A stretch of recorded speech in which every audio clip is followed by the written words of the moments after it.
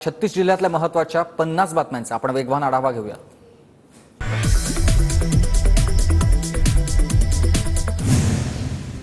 कोल्हापुरात सतेज पाटील समर्थकांकडून मुख्यमंत्री शिंदेंना डिवचणारे बॅनर्स आता कशी वाजवली घंटा अशा आशयाचे बॅनर्स दाभोळकर कॉर्नर परिसरात झळकलेले आहेत। मुख्यमंत्र्यांनी बंटींची घंटी वाजवायची आहे अशा शब्दात केली होती टीका। रत्नागिरीत ठाकरेगडाच्या पराभवानंतर कार्यकारिणीमध्ये मोठे फेरबदल। रत्नागिरीत संजय कदमांची जिल्हा प्रमुखपदी नियुक्ती, गुहागरमध्ये संदीप सावंतांची तालुका प्रमुखपदी निवड, तर चिपळूणमध्ये जितेंद्र चव्हाणांची नियुक्ती। कोल्हापूरचे नवनिर्वाचित खासदार शाहू महाराजांनी घेतली उद्धव ठाकरेंची भेट। मातोश्रीवर शाहू महाराज आणि उद्धव ठाकरेंची भेट। भेटीदरम्यान सतेज पाटील यांची देखील उपस्थिती। हिंगोलीत आमदार संतोष बागर यांचा जनता दरबार। शासनाचे कर्मचारी अधिकारी यांना बोलावून नागरिकांना दिलाय विविध योजनांचा लाभ। शहापूर शहरात राष्ट्रवादीच्या बॅनरवर भाजपचे आमदार किसन कथोरेंचा फोटो। खासदार सुरेश म्हात्रेंच्या अभिनंदनाच्या बॅनरवर कथोरेंचा फोटो असल्यानं राजकीय चर्चा सुरू। विक्रम, आ तो गए, जाओगे कैसे? बड़े आराम से। देखिए ये देश हेलो, मैं आ रहा हूँ। और हाँ, भगा कर ले जाऊंगा। सिक्योरिटी!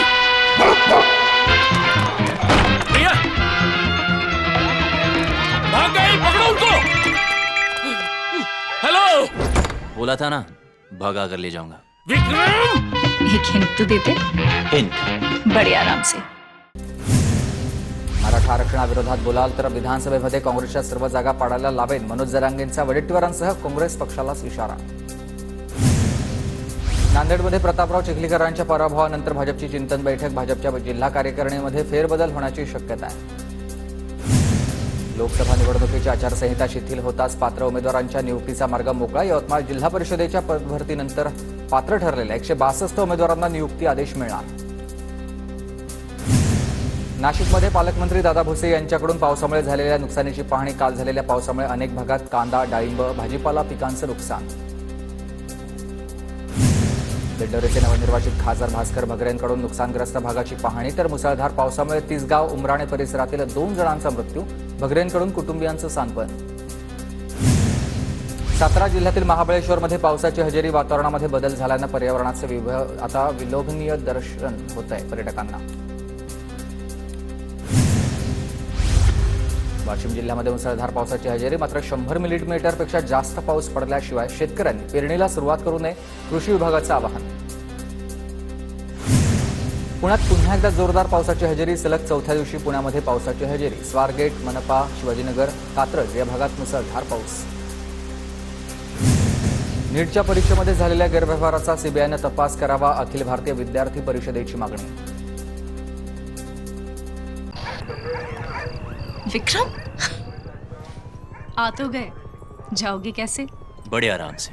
देखिए ये देश हेलो, मैं आ रहा हूँ। और हाँ, भगा कर ले जाऊंगा। सिक्योरिटी!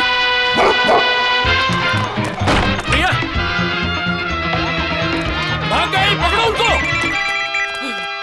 हेलो, बोला था ना, भगा कर ले जाऊंगा। विक्रम! एक हिंट तो देते। हिंट? बड़े आराम से। पुण्यात सारथी संस्थेच्या विरोधामध्ये मराठा समाजाचे विद्यार्थी पुन्हा आक्रमक। सारथीच्या प्रलंबित प्रश्नासाठी मराठा समाजाच्या विद्यार्थ्यांचं सारथी कार्यालयाबाहेर आंदोलन।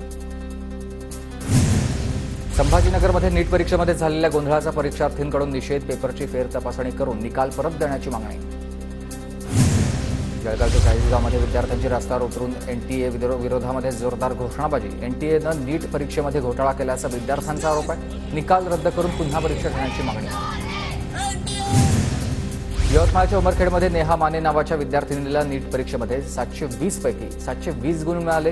नीटच्या परीक्षेवरून प्रश्न उठत असताना प्रामाणिक विद्यार्थ्यांचं नुकसान न होण्याचं नेहाचं मत आहे।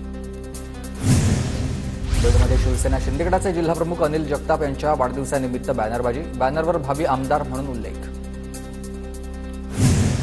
नाशिकच्या लासलगावमधून भाभा अणु संशोधन केंद्राचा 1000 टन आंबा अमेरिका आणि ऑस्ट्रेलियामध्ये निर्यात। गेल्या 15 वर्षांपासून विक्रीकरण प्रक्रिया करून आंब्याची निर्यात। वाशिम बाजार समितीमध्ये हळदीच्या दरामध्ये घसरण झालेली आहे। तर कांडी हळदीला प्रति क्विंटल 16,100 रुपये भाव।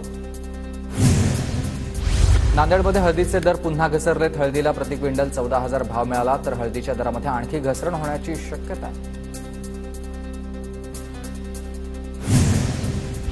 शहराला पालेभाज्यांचे दर तेजीमध्ये आहेत. पावसामुळे आवक कमी झाल्यानं दरांमध्ये वाढ झाली. महिनाभर पालेभाज्यांचे दर तेजीत राहण्याची शक्यता आहे.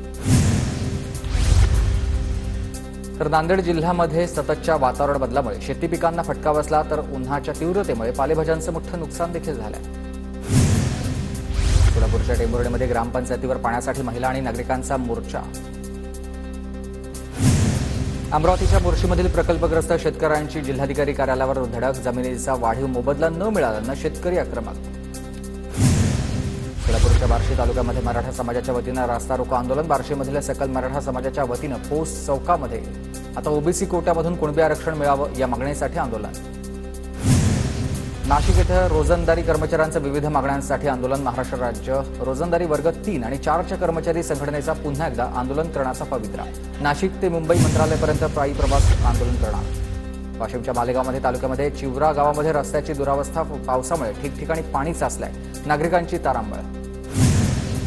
सांगली शहरातील माधवनगर रोड रेल्वे उड्डाणपुलाचं काम अत्यंत संथ गतीनं सुरू असल्याचा आरोप. नागरिक जागृती मंचच्या वतीनं काम संथ सुरू असल्यानं घालण्यात आलंय श्रद्धांदोलन.